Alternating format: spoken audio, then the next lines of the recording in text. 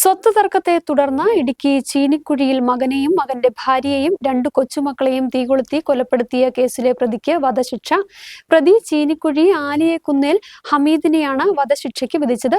Thodupuzha Muttom 1-ാം additional sessions കോടതി judge ash K ബാലാണ് വിധി പറഞ്ഞത്.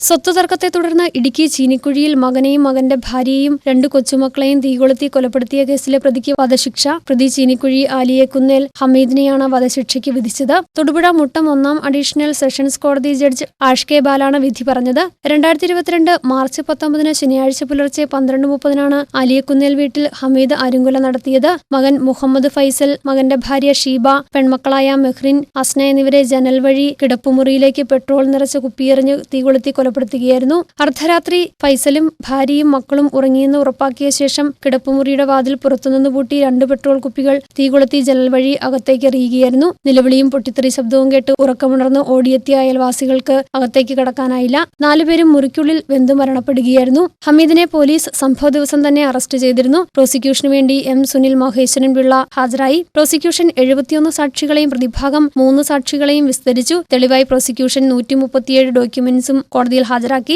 രക്ഷപ്പെടാനുള്ള എല്ലാ മാർഗങ്ങളും അടച്ചാണ് ഹമീദ് കൃത്യം ആസൂത്രണം ചെയ്തത്. നിർണായക സാക്ഷിമൊഴികൾക്കും സാഹചര്യ തെളിവുകൾക്കും പുറമെ പ്രതി കുറ്റം സമ്മതിക്കുക കൂടി ചെയ്തതോടെ നടപടികൾ വേഗത്തിൽ പൂർത്തിയാക്കി കുറ്റപത്രം സമർപ്പിക്കുകയായിരുന്നു. News bureau, Idukki.